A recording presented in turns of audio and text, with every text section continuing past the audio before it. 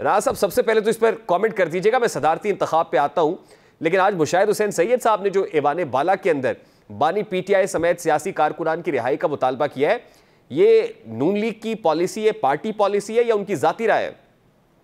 बिस्मिल्लाहिर्रहमानिर्रहीम, बहुत शुक्रिया। देखिए, ये किसी की भी ख्वाहिश हो सकती है कि कैदियों को रिहा किया जाए, लेकिन अगर आप देखें तो ना वफाकी हुकूमत के पास ऐसी कोई ताकत है, ना किसी सूबाई हुकूमत के पास ऐसी कोई ताकत है कि वो अपनी मन मर्जी से कैदियों को रिहा कर दे। देखिए, इसका तो अदालती मामलात की वजह से जो हैं इमरान खान साहब जेल में हैं, कोई हमारी ख्वाहिशात पे नहीं है, और ना हमने उनको जेल में डाला, ना हमने कोई पॉलिटिकल विक्टिमाइजेशन उनके ऊपर की। अदालती कार्रवाई, लीगल ड्यू प्रोसेस के थ्रू वो जेल में पहुंचे, और अगर उनको रिहाई चाहिए है तो उसका रास्ता भी अदालतों से ही है। तो ये बिल्कुल मेरे ख्याल से उनका ओपिनियन इंडिविजुअल हो सकता है, ये मेरा भी अगर ओपिनियन हो तो उससे फर्क नहीं पड़ेगा, क्योंकि उनको रिहा अदालतों ने करना है। देखिए, अदालतों का स्टे है खासतौर पे 9 मई वाले मामले पे, तो क्या सुप्रीम कोर्ट ऑफ पाकिस्तान से हुकूमत ये दरखास्त करेगी कि स्टे को बरकरार रखा जाए, या फिर हुकूमत ये कहेगी नहीं, स्टे को खत्म किया जाए और फिल फौर इसका फैसला होना चाहिए? देखिए, हम तो समझते हैं कि 9 मई पाकिस्तान के अंदर एक बदतरीन सानहा था, और इसके जो किरदार इसकी प्लानिंग में, इसकी एग्जीक्यूशन में, इसकी अबेटमेंट में थे मुलव्विस, उनको कड़ी से कड़ी सजा मिलनी चाहिए। तो ये जरूर है कि इसके ऊपर डिले बहुत हो गया है, और जुडिशल डिले है, तो वहाँ जो है चीजें एक्सपेडाइटली तेजी से आगे बढ़नी चाहिए। तो हम तो नहीं समझते कि कोई भी आदमी जो 9 मई के अंदर मुलव्विस है उसकी कोई माफी तलाफी होनी चाहिए। ये अगर हमने इसको सीरियसली ना लिया तो पाकिस्तान एनआरकी की तरफ जाएगा। ये तो बात तो 9 खुद मई तहरीक इंसाफ करती है कि जो 9 मई में मुलव्विस है उनको कैफे किरदार तक पहुंचाए, लेकिन जुडिशियल इंक्वायरी करें। पहले आप ये तयन कर लें कि कौन इसमें मुलव्विस है, इसका मास्टरमाइंड कौन है, किसने किया है, फिर आप जरूर जो कार्रवाई बनती है वो करें। लेकिन जब अदालतों में चीजें जाती हैं तो वो जुडिशियल इंक्वायरी की ही शक्ल इख्तियार कर लेती हैं, क्योंकि जुडिशरी ही अदालत का ट्रायल चला रही होती है, और उसके अंदर एविडेंस बेस्ड मामला आगे बढ़ते हैं। देखिए, मिलिट्री कोर्ट में ट्रायल है, इस पे सुप्रीम कोर्ट ऑफ पाकिस्तान ने स्टे दे रखा है, मामला तो मिलिट्री कोर्ट का है। नहीं, देखिए, मेरे ख्याल से तो ये चीजें आगे बढ़नी चाहिए, रुकनी नहीं चाहिए। यानी हुकूमत मुतालबा करेगी कि स्टे को फिलफौर खत्म किया जाए सुप्रीम कोर्ट ऑफ पाकिस्तान से? देखें, ये तो हमारी लीगल टीम तय करेगी, लेकिन मैंने आपको अपना ओपिनियन बता दिया कि मैं समझता हूँ चीजें आगे बढ़नी चाहिए, स्टेज के साथ रुकनी नहीं चाहिए। आने वाले दिनों में सख्ती बढ़ेगी 9 मई के मुल्जिमान पर? बिल्कुल बढ़नी चाहिए। पहले भी कोई रियायत नहीं होनी चाहिए थी 9 मई के मुल्जिमान के साथ, या जो लोग उसके अंदर मुलव्वस हैं। तो मैं समझता हूं कि इसको सीरियसली लेना पड़ेगा। आज सेनेटर मुशाहिद हुसैन सैयद ने यह भी कहा कि मखसूस नशिस्तें भी सुन्नी इत्तेहाद काउंसिल का या तहरीक इंसाफ का इस्तेहकाक था, वो भी उनको वापस देनी चाहिए। तो आप भी यही राय रखते हैं, जैसे आप 9 मई वाले मामले पे कह रहे हैं कि वो बात दुरुस्त है? देखिए, बिल्कुल हमारी पार्टी का स्टांस इसमें क्लियर है। हम समझते हैं कि जिन लोगों ने जो है इलेक्शन नहीं लड़ा अगर एक जमात में, और उस जमात ने कोई रिजर्व सीट्स अपनी नहीं सबमिट कराई, और कोई नॉमिनेशन पेपर्स, कोई स्क्रूटनी नहीं कराई, तो फिर उनका हक था कि उनको नॉमिनेशन जो रिजर्व सीट्स हैं वो मिले।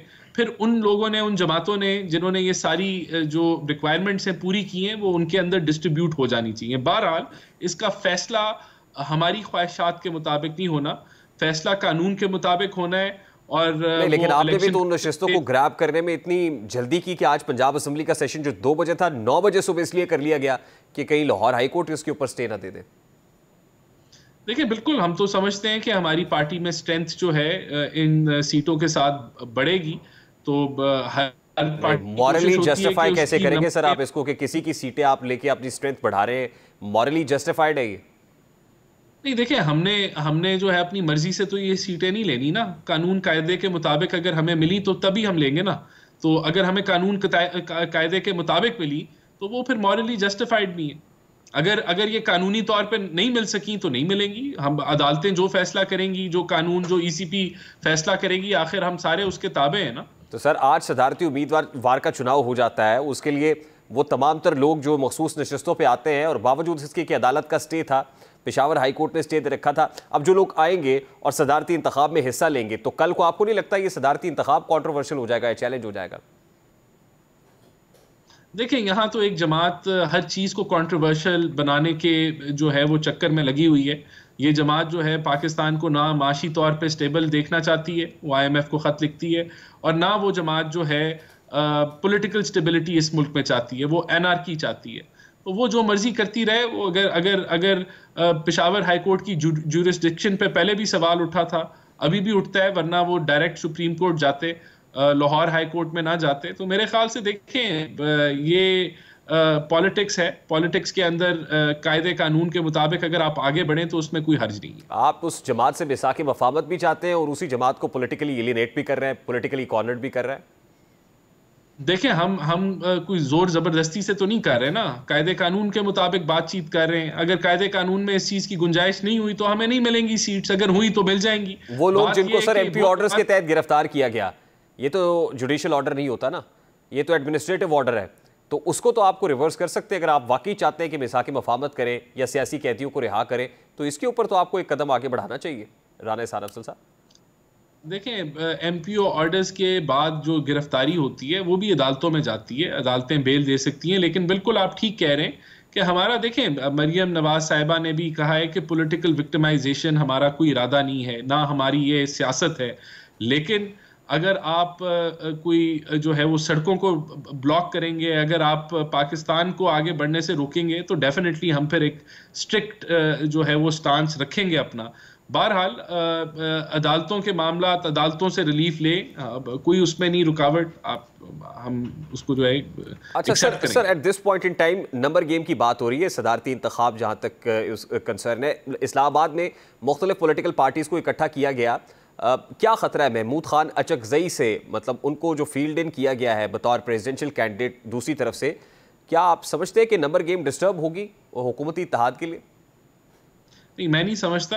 पीपल्स पार्टी बड़ी कॉन्फिडेंट है, उनके पास 400 की सपोर्ट है और ये एक इस सपोर्ट के साथ बड़े आसानी से जो है जरदारी साहब जो है सदर मुंतखब हो जाएंगे।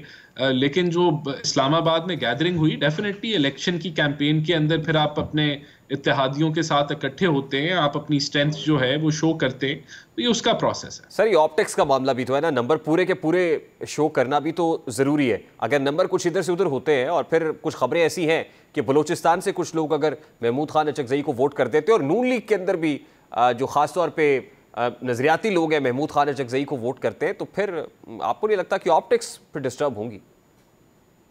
मेरे ख्याल से जो है कुछ ऐसा नहीं होने जा रहा। हमेशा हर इलेक्शन से पहले बहुत सारे सवालात उठते हैं, सस्पिशंस उठते हैं, लेकिन पीएमएलएन की सपोर्ट के साथ और जो हमारी कमिटमेंट है जरदारी साहब के साथ, पीएमएलएन उसको अपनी हद तक मुकम्मल तौर पे पूरी करेगा। राना साहब lastly and very quickly, federal cabinet के अंदर तो पाकिस्तान मुस्लिम, मैंने कल कायरा साहब से बात की, ना ये नून लीग चाहती थी कि छोटी कैबिनेट हो और एक पॉलिटिकल पार्टी को मौका मिले। एक हमारी ख्वाहिश नहीं, मतलब ये नहीं था कि हम फेडरल कैबिनेट में मौजूद ना हो। नून लीग भी ये चाहती थी कि एक पॉलिटिकल पार्टी को मौका मिले और साइज ऑफ द कैबिनेट जो है वो जितना कम हो। अब जो पोर्टफोलियो सामने आए हैं उसमें नून लीग से तो हार्डली कोई दिखाई दे रहा है, मतलब बावजूद इसके कि नून लीग के 123 नंबर है, फेडरल कैबिनेट में आप मुख्तार कुल हैं, वजारत ख़जाना जो आपका एक स्टार वैल्यू इसहाक डार साहब की, वो वजारत ख़जाना पर भी नहीं होंगे और दीगर कुछ पोर्टफोलियोज भी ऐसे दिखाई दे रहे हैं, तो फिर नून लीग कहाँ होगी सर? नहीं, देखें, ये सिर्फ अभी तज्जिए हैं और स्पेकुलेशन है। जब कैबिनेट होगी तो वो नून लीग की कैबिनेट होगी और हमने पीपल्स पार्टी को बिल्कुल दावत दी है कि वो कैबिनेट का हिस्सा बने। उन्होंने इनकार किया है। ये ज़रूर हो सकता है कि कुछ हमारे जो पीएमएलएन के साथी हैं उनका ख्याल था कि हमें अकेले बढ़ना चाहिए, लेकिन वो माइनॉरिटी में थे। मेजॉरिटी का फैसला, लीडरशिप का यही फैसला था और हमने उसको कन्वे किया बार बार पीपल्स पार्टी को कि आप अगर काबीना का हिस्सा बनते हैं तो वो बेहतर होगा।